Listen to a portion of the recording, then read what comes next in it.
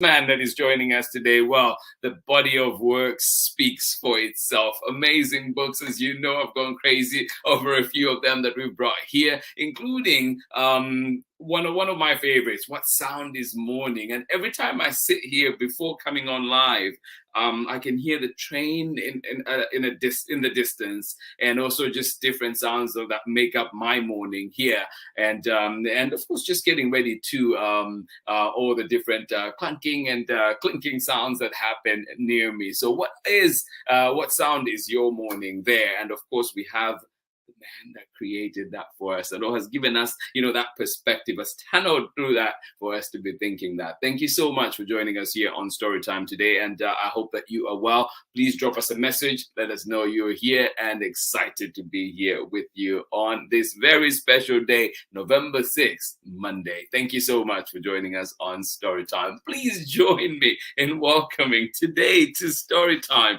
the author of this brand new amazing picture book, Nothing Ever Happens on a Great Day. Well, it is a great day out here in Oakland today, but guess what? A lot of things are happening. We do have a special guest. Please join me in welcoming Grant SNIDER to Storytime. Welcome to Storytime, Grant. Thank you, Peter. Thank you for having me so much. Thrilled to be here. It's so good to have you here. And it's just, I feel like it's the perfect day to read this book here with us, because it's nothing ever happens on a gray day. And it is an actual gray day out here in Oakland, but it's starting off with excitement. Yeah, same here. I don't know if you can see out my window. There's not much to see, but it's very foggy. So if you go outside in my backyard, you see some trees and then just this gray mist. So it's perfect. Yeah. Finally. I love it. So what inspired this one then? So I've always loved to explore nature on gray days, but I think where it started was I had this very specific image of myself as a child riding my bike in circles on the driveway on an overcast day, thinking, man, I wish that something would happen. I was feeling a little bit bored, but I also had this sense of anticipation. Like if I just wait long enough, if I just start exploring, maybe I'll find something amazing today. Yeah. So that was really the seed for the story. I used this character riding her red bicycle, kind of like I did, but way back when, and I went from there. I love it. I love it. And let's just see too, we have people with us as well. Good morning to you, Oscar, out in Katete, Zambia, east of Zambia, much later in the day where you are. Thank you so much for joining us, Oscar, and of course the family out there as well. And you saying good morning to us on this side. Yes, it is morning. Grant is 2 hours ahead of me, I think. Is it? Or is it 2 hours? Yeah, it's very early morning for you. Right now, I'm just kind of settling into my mid-morning routine. Right. And Quincy out nearby right here in Marin, good morning to you. And you say, and the geese wake us up. So that's the sound of your morning. Thank you so much for sharing that, Lynette. And of course, Quincy, good to see you here on Storytime actually live. I know that the timing doesn't always line up for you and I. So thank you so much for joining us here live on Storytime today. And you say it is raining out in Marin, just like it is out here in Oakland as well. Thank you so much for joining in Storytime. And Grant, too, I have,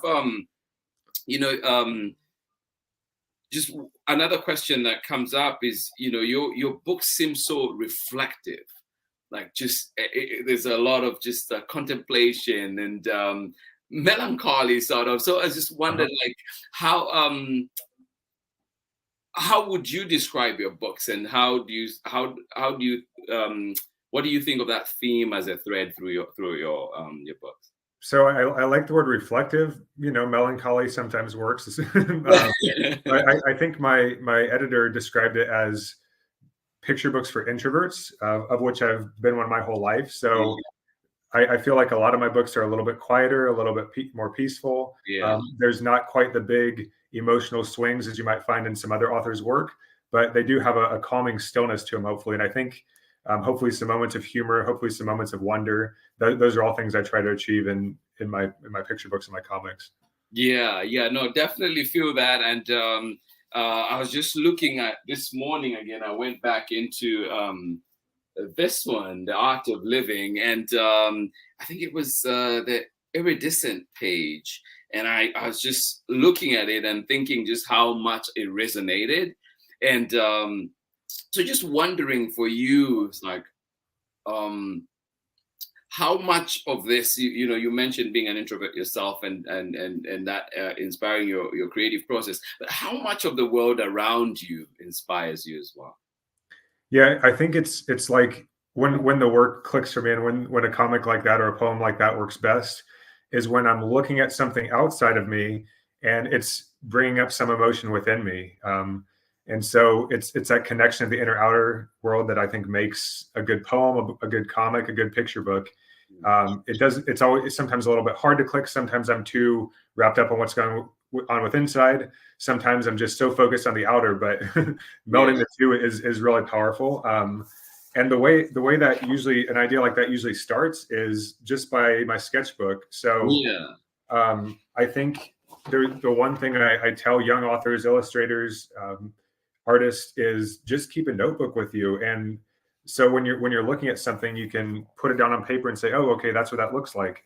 When you yeah, have a thought or a feeling or maybe a line of a story that comes to you, scribble it down on paper. And then when you go back to, make a story, make a comic, make a poem, you have that thing you experienced out in the world, and you can go back to it and reflect on it a little more deeply. yeah. No, I love it. I love it. And thanks for that tip too. I know, and thank you, because I know I mean I got a beautiful, beautiful notepad from you that I've been able to jot Okay. down a few things, which has been great. And then also just getting to observe you when you were visiting Oakland, just observing how you navigated the space and were jotting down things, is just fascinating to see. I really got to appreciate that insight of your creativity or your creative process. Yeah, thank you. And my wife Kayla and I got a chance to visit Peter and Lydia in Oakland, and it was an amazing time.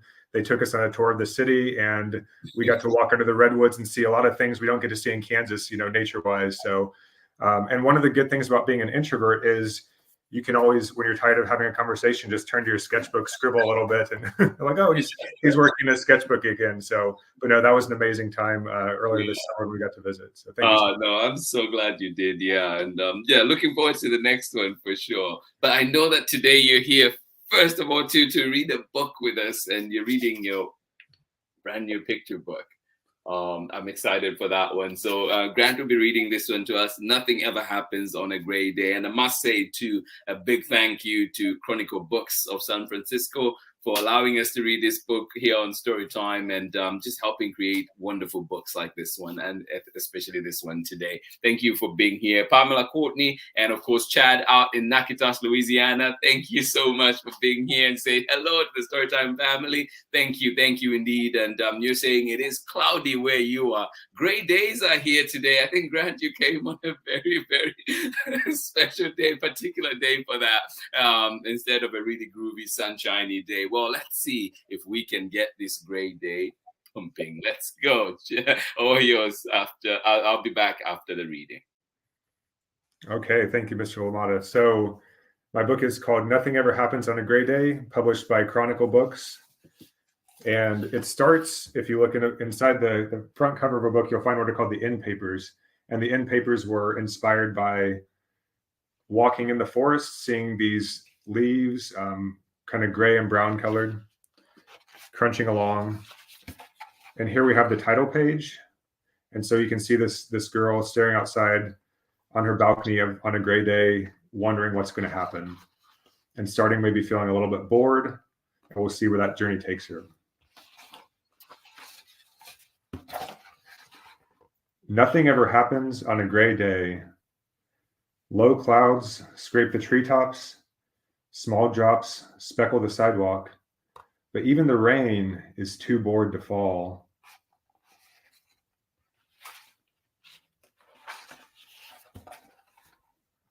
There is nothing to do on a gray day except ride my rickety bike. I pedal through piles of crackly leaves, past quiet apartments and loud barking dogs.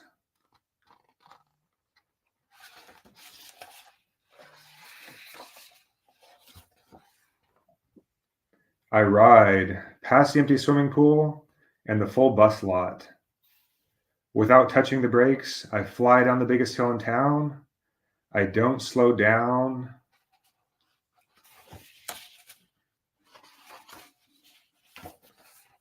until I reach the playground. Is anything happening here? And when I'm reading this book to my own kids or to a class of students, I stop and ask, so, okay, how is she feeling now? She's maybe a little bit curious about where this journey is taking her. She's maybe still feeling bored. She's wondering, okay, is the playground going to be the place where I find something to happen on my gray day? And then I take a survey. Who thinks that she's going to find excitement on the playground? And who thinks she'll still be a little bit bored and frustrated? Let's turn the page and find out.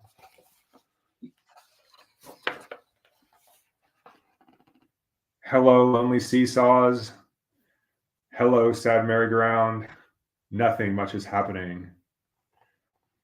And if you've ever been to a bright, colorful playground on a kind of a gray day like this, it doesn't feel so bright and sunny sometimes. And you can see her mood in the picture is still a little bit bored.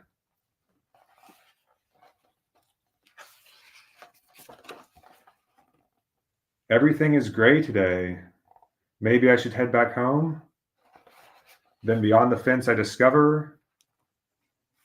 You look back beyond the fence, beyond the playground.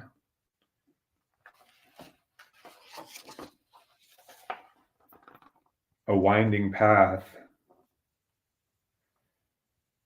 And if you look closely at this page, you can see all different kinds of animals hiding in the forest. There's a cardinal, there's a little mouse, there's a tiny snail, there's a squirrel, there's a woodpecker.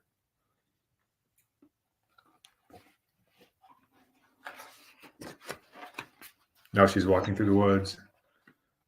Leaves crunch under my feet. Ivy climbs up gnarled trees.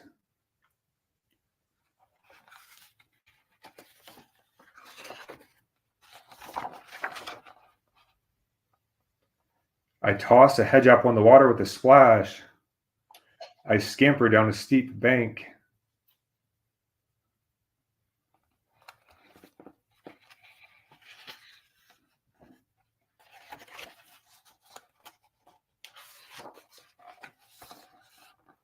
Until I reach the creek. As I tiptoe across the slippery rocks, I wonder, what will I find on the other side? So she's crossing the rocks. You can look over here and maybe see a little bit of where she's going to have her adventure.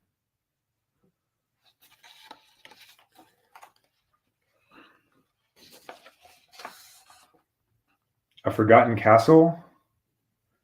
A secret hideout?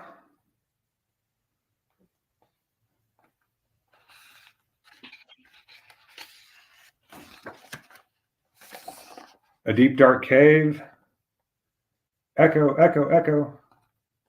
And it's fun if you're looking at this book at home or on the screen, look into it and shout, echo, echo, echo.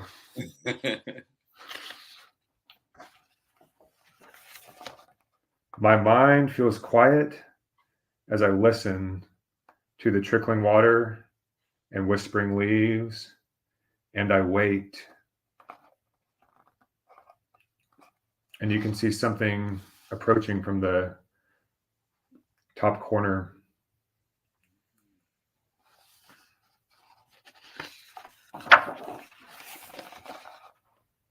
For something to happen.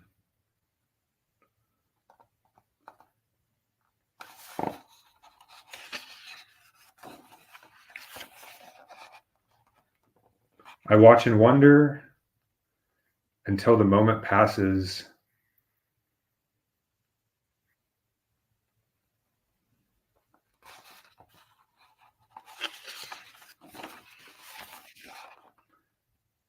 Hello, red bike.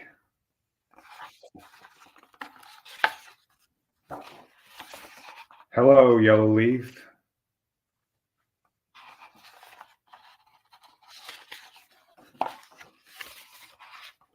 Hello, blue sky. Anything can happen on a gray day. And then the final end papers, you can see there's a splash of brightly colored leaves. And hopefully the character in the story has gone from feeling that kind of dull gray feeling to this bright, colorful, excited feeling all through her journey on a gray day. Aww.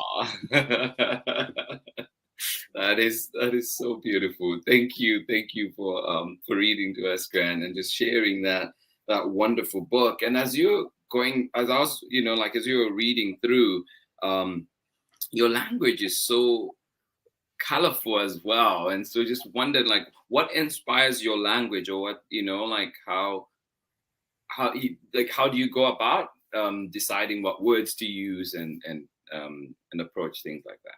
Yeah, I think one of the fun things about making a picture book is you can't put very many words into it. So you have to choose the right ones, the ones that are going to be the most powerful on a page that only has maybe a sentence or two.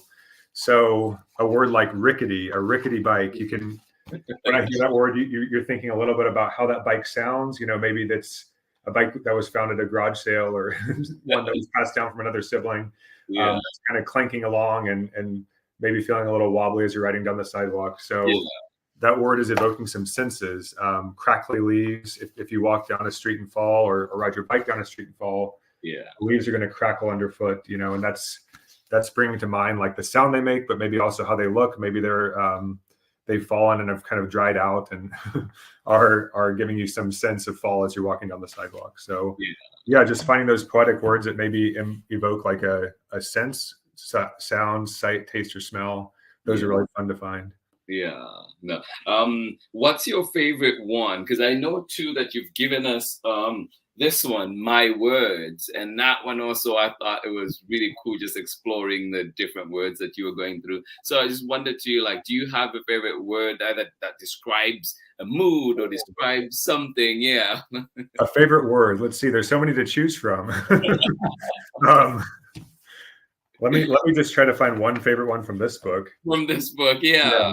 Because I don't know that I could feel that I could find one specifically. Yeah, no. Good morning, Soraya. How are you doing? Thank you for joining us, Sharon, as well. And yeah, and that's just a reminder too, while Grant is finding that word, that everybody that's joining in, that today we are joined by author, illustrator extraordinaire, Grant SNIDER, with us here. And you can see many amazing books, some that we read here on Storytime, including today's Nothing Ever Happens on a Gray Day, or Does It? And then, of course, we've read What Sound is Morning, What Color is Night? And the one, too, written with Teresa Trinder, There Is a Rainbow, a favorite here at Storytime. We've brought it many times. So please do find these books at your local bookstore, find them at your local library, and of course, wherever else that you find books. Thank you so much for making the time to be here with us on Storytime. Thank you indeed for joining us today. Good morning to you, Pamela Courtney. You say, we love these illustrations so much. Thank you. Thank you, Pamela. And yeah, I did find, so this spread of the heron flying over the town. Yes. Which is actually, to give you guys a little secret on the book, this is actually a map of the book. So the character starts at these apartments up here. She rides past these apartments with the barking dog. She comes down through the bus lot and the pool, and then rides over to the park. And then through the park, she kind of explores the woods, the creek, and through all this area. So that's a top secret thing about this book, is that page is a map, but the spread contains 8 words, and I would say 2 of them are of my top favorite words. The word wonder and the word moment, and I find myself using those words so much in my books, because I think wonder is just the way I feel when I walk through nature, no matter if it's a forest, the plains, which we have a lot of in Kansas where I live, the mountains, or even just a neighborhood. I'm filled with wonder at all these sights and sounds I see. And the word moment, I think, is really special, because our experience of reading, our lives outside of stories, they consist of individual moments, and making these moments the best we can, filling them with wonder, that's the way we give them power and excitement. So wonder and moment are 2 of my top 10 favorite words. I'll get back to you on the other 8 some years from now when I finally come up with that list. Yeah, great question. That's a lot of fun to think about. No, that is wonder is a good one, and just relating that too with I know that with the coming of the Common Core and teaching, a lot of it has also been pushing to try and bring this word wonder into the classroom so kids can can can engage more with the learning, can participate more, can bring their own understanding of the word, and not just it being you know teacher down to the students. It's like, no, how can we have conversations? How can we have spaces, equal spaces for sharing? And so it's really been interesting, like being in the classroom and seeing, especially one activity that I like is called the notice and wonder, and it's pretty much you're noticing what's around, and then what also do you wonder about that thing. And so it's been interesting to really see children's perspectives on things. And I was like, oh, and even when I've done several exercises with different groups, every time there's a new perspective that comes up that I had not thought about or had not heard with other groups. It's just so interesting, showing the power of wonder, I think, and if it's allowed to flourish in a space. So yeah, as you mentioned, bring that connection. It's kind of what they call a suitcase word, which is you can pack so much in it, and everyone's going to pack differently. Yes. So one side of wonder is things that give you joy and amazement. Another side of wonder is things that make you curious, things that you can't understand, things that make you ask questions. Yeah. And so I think everyone will have a different experience of what gives them wonder and where they take it, whether they use that to create a picture, whether they use that to write a story, whether they use that to ask a question in like a scientific way. There's so many directions wonder can take us. And like just mentioning too, I know that you mentioned the world around you, like filling you with wonder, and also like getting inspiration from that to create your books. But were there other authors or creators out there that have inspired you to this point? And maybe I'll start with that one. Were there any other authors that have inspired you or creators out there? Oh, absolutely. And how much time do you have now?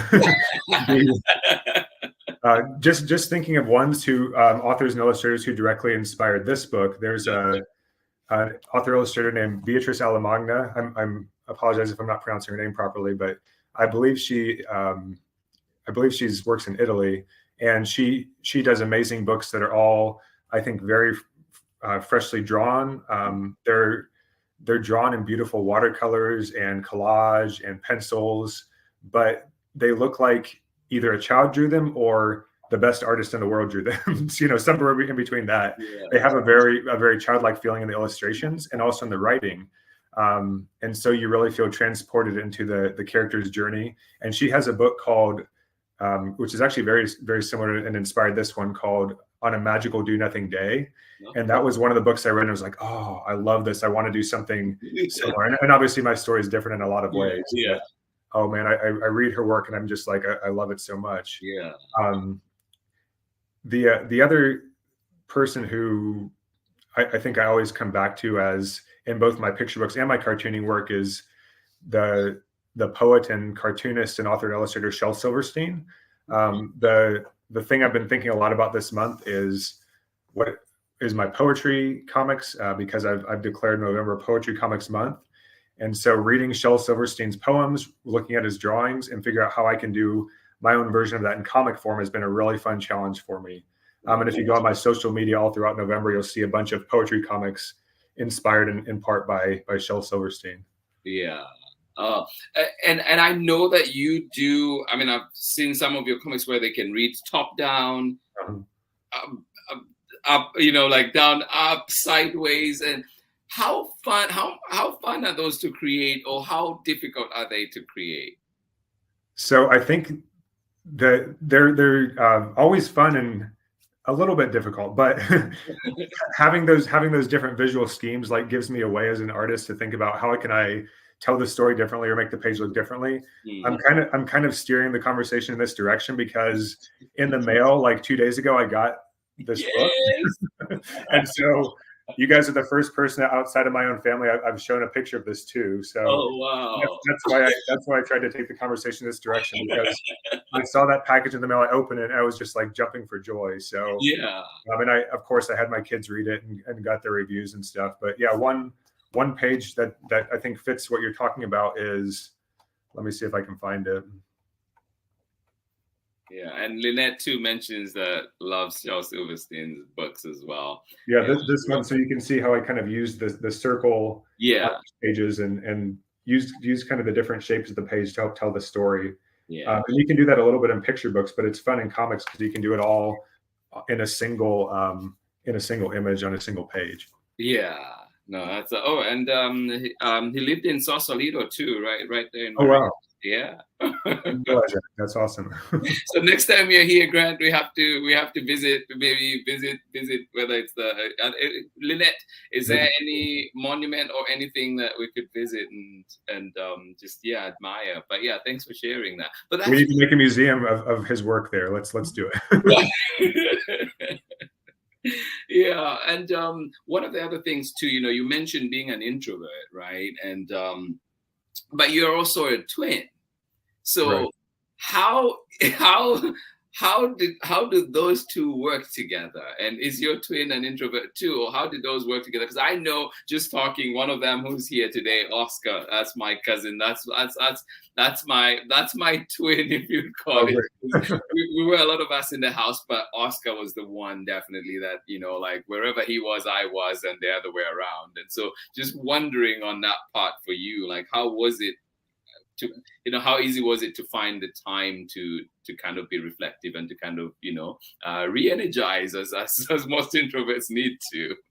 Yeah, that's a very nice question, on because I've never thought about it as an introvert, what it meant to have a twin. Yeah. So I think in conversation, like at school, at a party, because we went to college together, in different social situations, I was able to step back in the background a little bit because they see us as a unit. So if my twin Gavin if someone's asking me and my twin Gavin a question, well, Gavin's a little bit more outgoing than I am. I think he's still kind of on the introvert spectrum, I would say, but he might take the answer before I did, and I could chime in with a witty comment if I wanted to, but it definitely let me sink to the background a little bit, which I enjoy. But I do think it's also nice to have a partner in art. So I don't know if you and your cousin were like this, but my twin brother Gavin and I are very competitive in everything, whether it's sports or academics or art. So when I would make a drawing as a kid, or even now, I'd say, "Hey Gavin, what do you think of this?" And he would say, "Oh, that's good. Oh, that's not good at all." Yeah, I can always trust his opinion. And then he could do the same thing to me and say, "Hey, is this good or is this not?" And I could give him an honest opinion. Right. And we were always constantly pushing each other to be more creative, to be more athletic, to get a better grade in a test. And I think that's kind of fun to have, as long as it's not taken too far.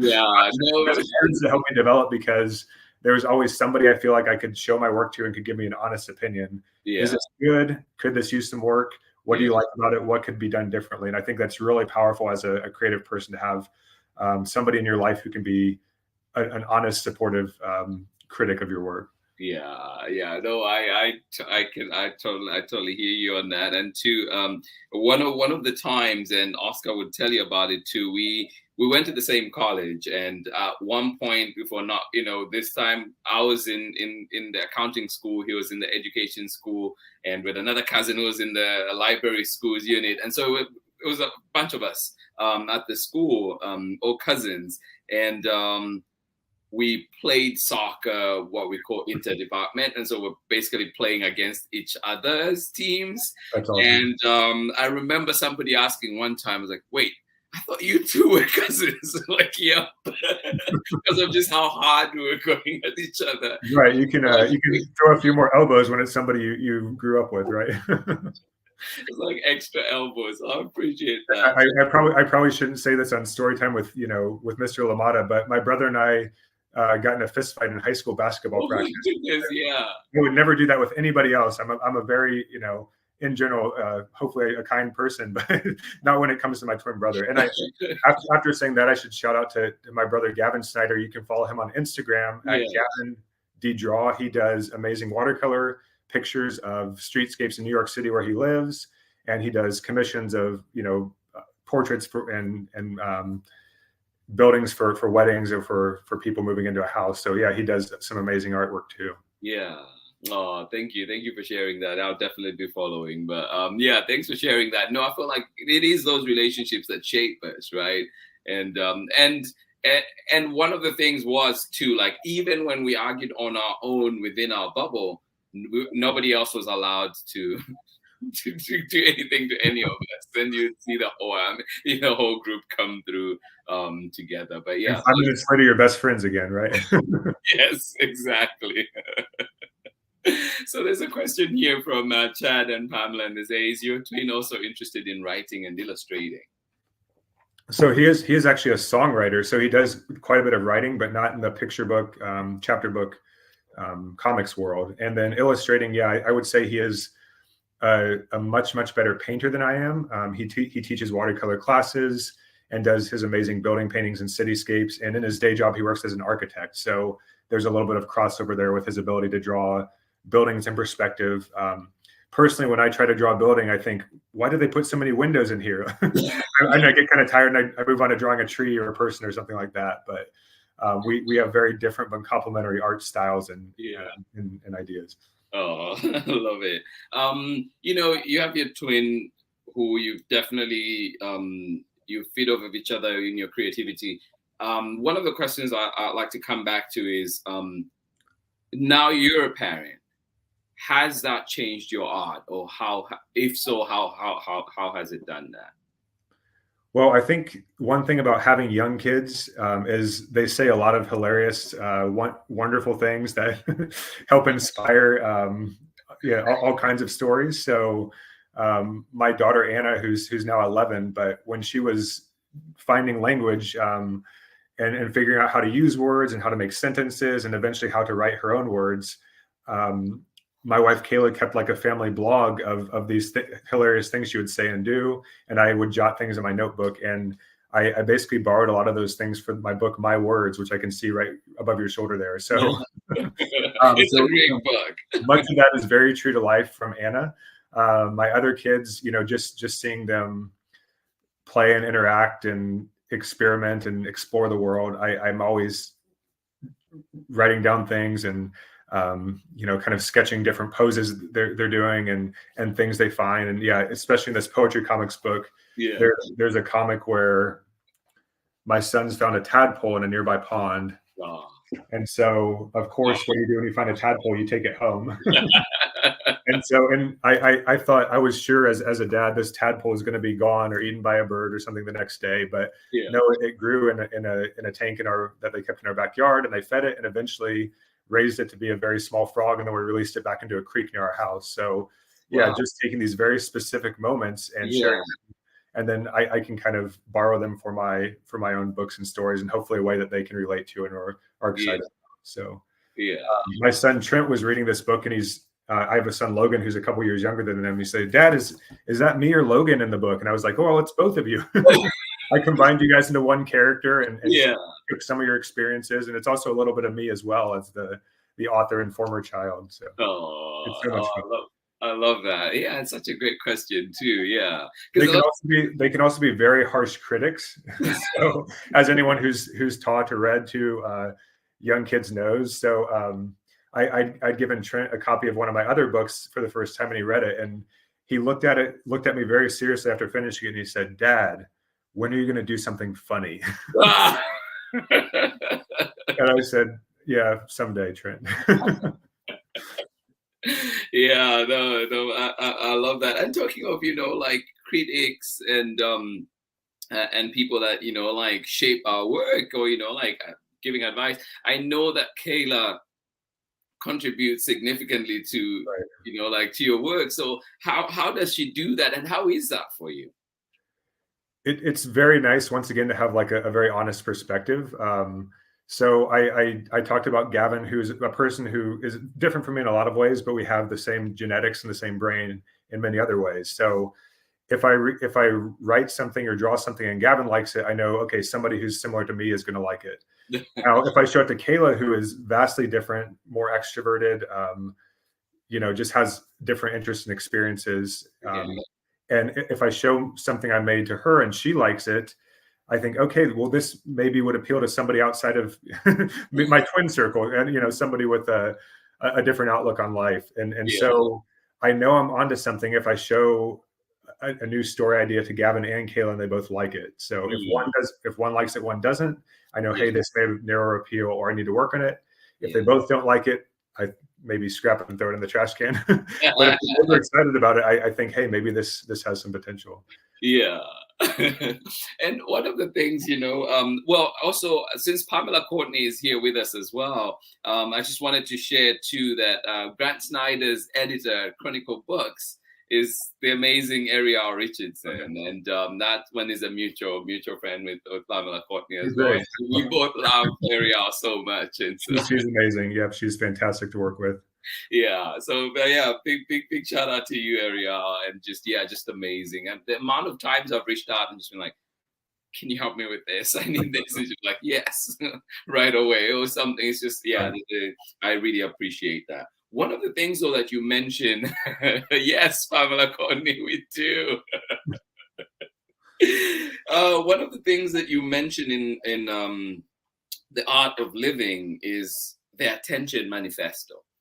So I like this, and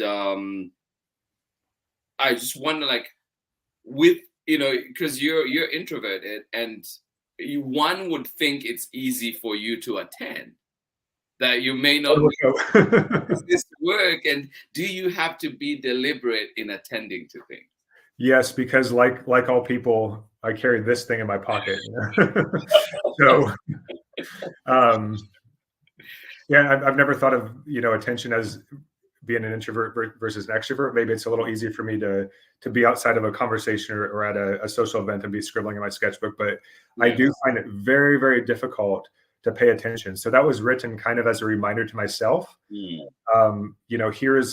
Here's what can happen when you aren't checking the notifications on your phone, when you're not wondering what the score of the game is, when you're actually involved with the world around you, maybe with the sketchbook as a buffer in between you, but how much deeper and richer an experience it can be when you try to minimize some of those distractions and pay attention. So, and I don't have it memorized, but there are some good points in there.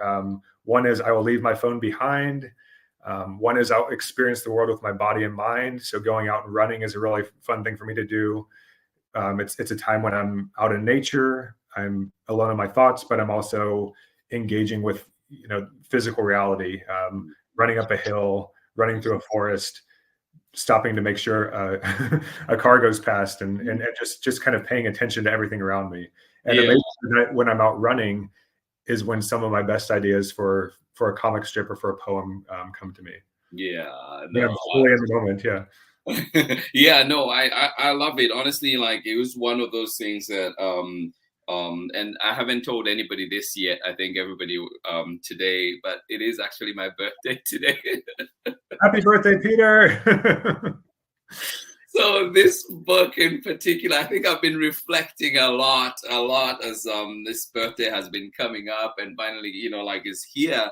And what a great way to start it this morning. I deliberately did not tell you even when we were communicating. I'm sorry I suggested this date to do it. No. This was perfect. I was like, yes, this is a great way to start it.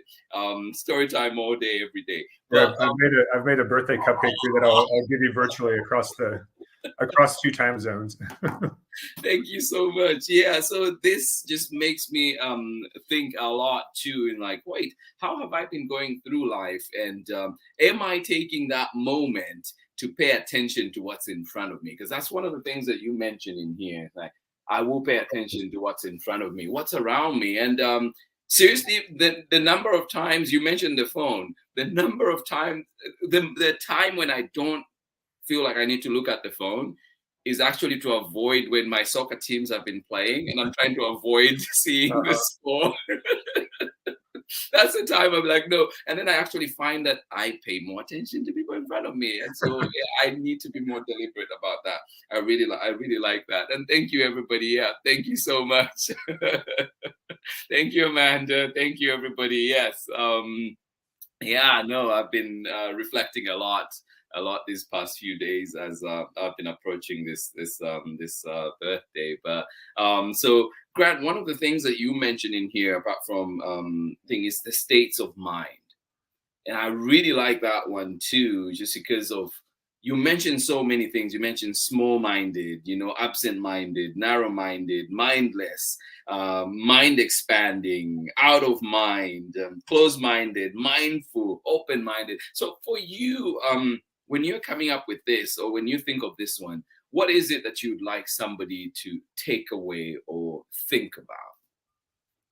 Yeah, so the broad topic of that book is mindfulness. So I think I had that on my mind as I was making it, but um, just putting myself back, and when I was making that comic, I think I was feeling like throughout the course of a day, I have so many different states I'm in that sometimes, from 7 a.m. to 7 p.m., I've been 9 different people over the course of the day. but yet they're all parts of my mental state and my state of mind. So, and some of those are very positive states, mind expanding when you're filled with that wonder, which we were discussing previously, mindful when I'm, taking in how I'm feeling and thinking and what's inside of me. Some of them are also negative. So closed-minded, when I'm so wrapped up in my day, I may be ignoring the person walking behind me who needs the door held open for them because they're carrying a big stack of groceries or something. Different times like that. So I think I was just kind of channeling through all those mental states and seeing how I could represent them in a picture that hopefully gave people a bit of relatability, maybe some joy, maybe some commiseration at the same time. Yeah. No, I love it. I mean, and I just, like, right now as you're talking, but I'm thinking of the 2 different kind of like Jay-Z's Empire State of Mind, or I think I want to say Don Williams, this old country, right? I like Don Williams. Yes, Lone Star State of Mind. Yes, right. But just thinking about those as well. But yeah, great soundtracks, I think, both to this page. I love that. I'd like to see them both on the same concert together. I think Don Williams is no longer with us, but yeah. Oh, yeah. No, I was so lucky I got to see him once. Wow. Yeah, just fantastic. That's my mom's influence. Country music is my mom's influence. Every morning I walk up to country music playing. Whether you wanted to or not, right? Yeah, I couldn't run away from it. So like, like the number of times I woke up to Jolene was like, oh, okay. And I think Coward of the County too, Kenny Rogers was one of them. That was great. Oh yeah. Regular. And I remember the first time I heard it, I was like, oh, what's that song? And then I didn't know the title. I just heard it. I was because I kept drifting in and out of sleep. And I knew this song was on the radio. And then I think months went by, and I was just like, no. Like I kept humming it. Just stuck with you, right? It was. And I think I didn't get to know the title until maybe a year later. A year later is when again it played on the radio. I was like, that's the song. And so waited for the DJ, that time, waited for the DJ to say the name, to say the title. Oh, that's awesome. I love that. Yeah. And I know this is story time, not country music with Mr. Lawata, but I'll share my country story. So I grew up, my parents played the Beatles a lot, so I think I had 1960s rock and pop music ingrained in my psyche. And then when I was a kid, I would listen to kind of like angry metal, stuff where they would paint their face and scream a lot and play loud guitars. So I was a little bit of an angsty teenager. And I didn't like country whatsoever, at least I thought I didn't. And then I worked a job after my junior year of high school, framing houses for a family friend who had a construction company. Yes. And he played country music from 6:30 in the morning till 3:30 or whatever PM when we clocked out. And for the first month, I thought it was excruciating. I couldn't stand it at all. I was like, this is the worst thing ever. And then something clicked, and I was like, oh, I kind of like this music. It's so much storytelling, right? The storytelling, the songwriting, just the tune. And so ever since then, I've had country music on the rotation in my music library. So yeah. Well, let me add one more song to that. There's a song that I've been listening to. I learned about it maybe 3 days ago. There's a guy I follow on Instagram, and his name is Dax, DAX. Okay. And he's done a song with the legend, of course, Darius Rucker. And it's called oh my goodness. I will give it to you. I will text you. I'm blanking out right now, but it is such a good song. I've been listening to it a lot of these last 3 days. Awesome. It's been on rotation. Yeah. Yesterday I got stuck in traffic going to a soccer game, and I just sat there, and this song was just on. Just But play it again and again, right? That's great. yeah, exactly. But we do have another question too coming in from Pamela Courtney, and she's saying, as an introvert, how do you handle book fairs, school visits, etc., especially marketing your books? I'll give kind of an ideal answer. I wish I could pay my brother to pose as me and go do these things. No, just kidding. I think the for an introvert, in whether it's in a professional situation like that or just in any social life, you have to find something that fits with your own personality. So if I tried to go on stage and get the crowd hyped up and jump around and yell and scream, I think very soon I'd be exhausted and the kids would see right through that.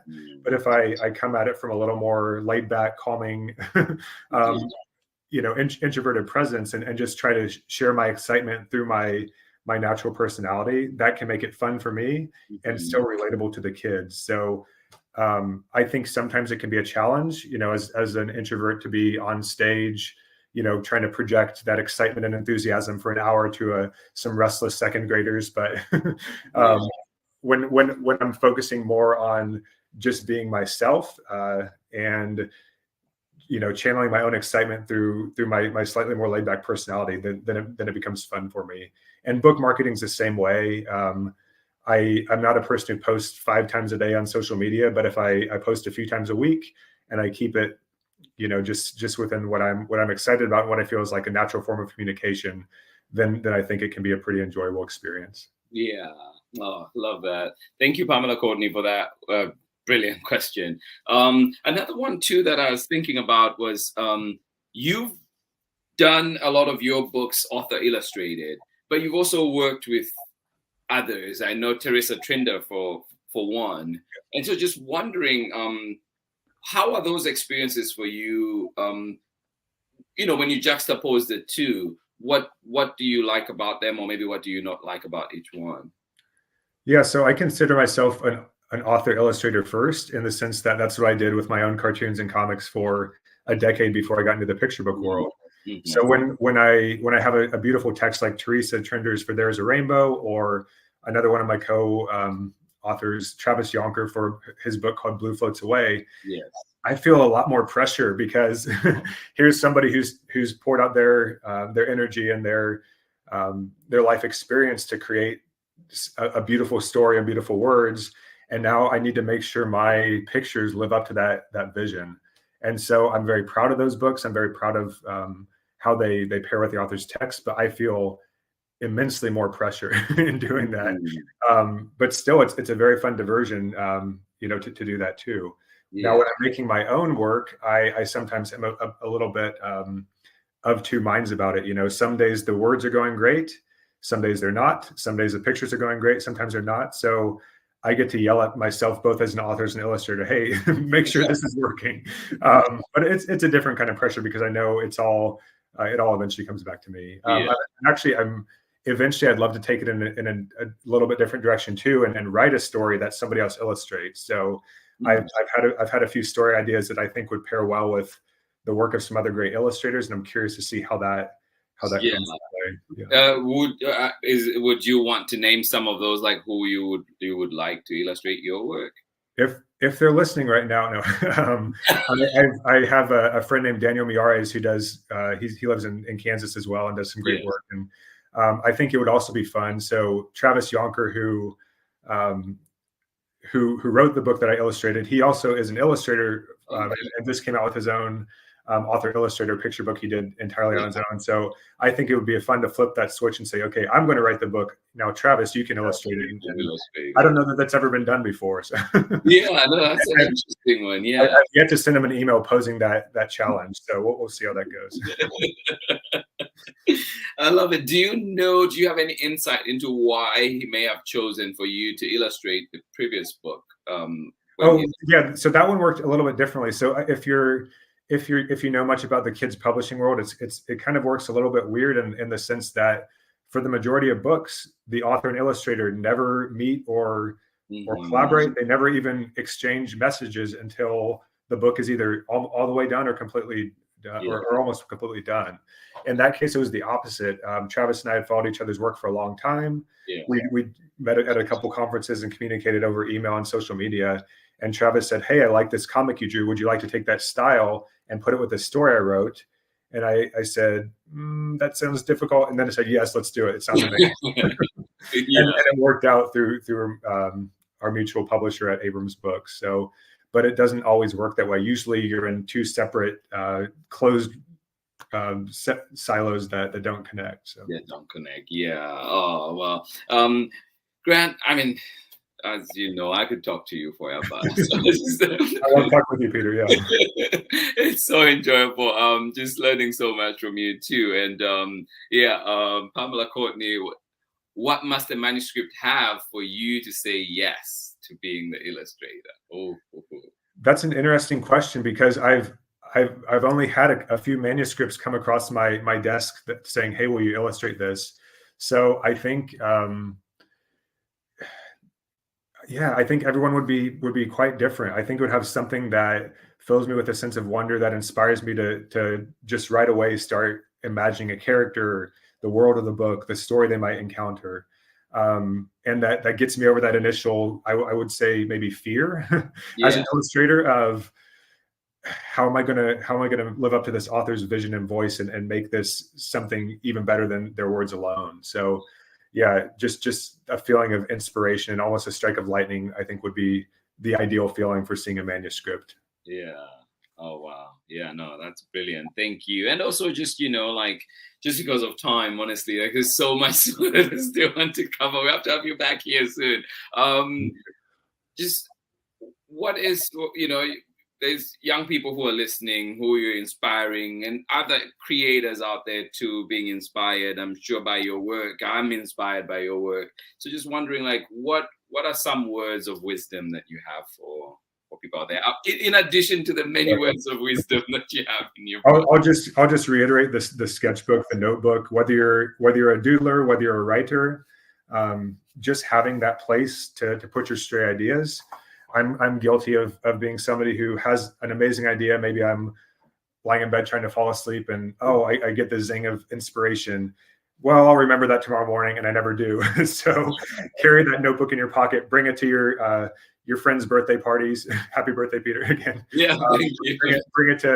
Bring it to school. Bring it on the bus. But always have that place to put your ideas. And then whenever you're inspired, filled with a sense of wonder, you'll be able to carry that to when you sit down to the writing table or the drawing table to make your own story, make your own work. And then just another thing is never feeling like your own experience is not enough to make a story out of. So in Nothing Ever Happens on a Gray Day, the book I read to you guys earlier, it's a very ordinary day in an ordinary neighborhood in an ordinary life. But yet there's moments of amazement, excitement. There's visual inspiration there. There's something to make a story. So taking those little bits of your life and feeling like they're powerful enough to make something great, I think is just a really big takeaway I'd like to leave with you today. Yeah, no, I love that. Thank you, Reedy, for saying that, and just putting out that wisdom. I appreciate you. And again, to everybody that was joining in today, just a reminder that today we did have with us on Storytime the amazing Grant SNIDER, and amazing books that he's done, that he's created. And we wish you, Grant, many more books to come. We hope that we get, to still enjoy your work going forward. And of course, we've got so many of them here. What sound is morning? What color is night? We've read the collaboration with Teresa Trinder, There Is a Rainbow. And we've also had, which one am I missing out here? Oh, Nothing Ever Happens on a Gray Day, or does it? Well, we're clearly showing that it does today. Thank you so much. One more thing, Peter. Yes, please. I just, back in, I think it was during the pandemic when I first heard about Storytime with Mr. LaMotta, I saw you had read What Color is Night. And I was just so excited because I think you were probably the first person aside from myself, I'd seen read my story to an audience. So that was so moving as a first-time picture book author illustrator. And yeah, that just gave me so much energy and excitement, especially during kind of a closed off time that was hard for everybody to navigate. So yeah, just how much joy that brought me to see you first read that book. It's been inspiring and has really kept me going ever since. Oh, I love that book. I just love it. I even now, like, there's so many. I think my favorite spread in that one is the silver moon twice, or like that. The white moon twice, the reflection of the moon in the pond. Right? Yeah, I love that part. I love that Thank part. you. Yeah. Well, yeah, thank you for being an inspiration to readers and authors and illustrators everywhere. Thank you. No, I appreciate that for sure. And then too, just a reminder too that this week's Storytime is looking at we're bringing in amazing books. Of course, we've had Grant Snider here with us today, and we looked at Nothing Happens on a Gray Day. Tomorrow we'll have How Does our Food Grow? So yes, something to think about, and we'll be looking at that tomorrow. And then of course we do have Can I Sit With You will be coming from Sarah Jacoby. You know, that's another favorite here on Storytime. Evelyn Del Rey is Moving Away is another one that we'll bring. And brand new to Storytime, Great White Shark. Yes, that one of the most misunderstood animals in the world. We will be covering that on Friday. So please do join us and find out what that story is all about. And then tomorrow, we're out and about with my good friend Nadia Solomon. We will be out at Walnut Creek right here in the Bay. We will be at Barnes & Noble admiring all the new releases, brand new books that will be there. And we'll just be going around and going crazy about books. So if you're nearby, come and join us in Walnut Creek at Barnes & Noble tomorrow at 11. And of course, if you're not, we will be streaming it on the socials. So be sure to catch us then as well. But today it's been about this book, and of course the gentleman that joined us today, Grant Snider. Nothing ever happens on a gray day. And this amazing book is out. Find it at your local library. Ask for it. Libraries are there. They're really your resources. And of course, use your local bookstores. Support the small bookstores as well, the indie bookstores. Grant, what's your indie bookstore in your area? The Watermark Books and Cafe in Wichita, Kansas. They've been a great support of local authors and have some great author events. So if you guys are ever in town, stop by there. Say hi to Sarah and the rest of the people at Watermark. They're amazing. Oh, love it. Love it. Thank you so much. Just say it one more time. Watermark? Watermark Books and Cafe. Yep. Yes, so we know where it is. Thank you so much for sharing. And once again, a big thank you to everybody that was joining in here. Oscar Managulanga out in Lusaka. Oh, in Katete, Zambia. Thank you so much for being here. Quincy and, of course, Lynette out in Marin, right close by. Thank you so much for joining us here on Storytime. Pamela, Courtney, Chad, thank you for joining us. And, of course, Auntie Anne, sending love to you as well. Braylon, sending you hugs as well out there in Natchitoches, Louisiana. Thank you so much for joining us on Storytime. Soraya and of course Sharon Lungo, have yourselves a wonderful day out here in Oakland. Please remember to carry your rain jackets and everything else that you need because it is rainy out there. And please be safe on the road. Drive a little bit slower today. The roads can be slippery on on rainy days like this. Thank you so much for joining us here on Storytime. Pamela, Courtney, always appreciate you. Kathy, thank you for joining us out there in Ohio. And of course, Ari and Megan, who'll be joining us later on for the recording at 11. Well, thank you so much, Ari and Megan out in Kentucky, sending you lots of hugs and hopefully see you back live tomorrow when we're back at 6 a.m. So tomorrow Storytime reverts back to 6 a.m. Pacific time, our time. So as you know, when we have guests, we usually move it to 7 a.m. So thank you so much for joining us here on Storytime. Nchimunyangandu all the way out in Zambia, Lusaka, Zambia. Thank you so much for joining us here on Storytime. I hope that you enjoyed the story that we had. Thank you for being here. And I hope that you have a lovely, lovely day out there. Thank you, everybody, for all the birthday wishes. Thank you so much for joining in Storytime. This has been Storytime on this lovely, lovely Monday morning. This has been Storytime on my birthday with a special guest, Grant Snider. Wouldn't have it any other way. And of course, as Ari puts it, the morning ingredients are complete. We have everybody here. You all here make it a special place. You make this space a wonderful space. Thank you for being accepting. Thank you for pushing and critiquing and challenging everything that we do to make sure that we are in this space that welcomes everybody and that indeed challenges us to think critically about our world and what's happening and how we contribute to that. Thank you so much for being here. I will see you again tomorrow for more story time. Grant, I'll catch you in the back of the studio. Thank you. Please do not go away. Thank you, everybody, for joining in. That was our wonderful guest, Grant SNIDER. This has been Storytime for today. I'll see you again tomorrow for more Storytime. Much love from me. This has been Storytime today. Bye-bye.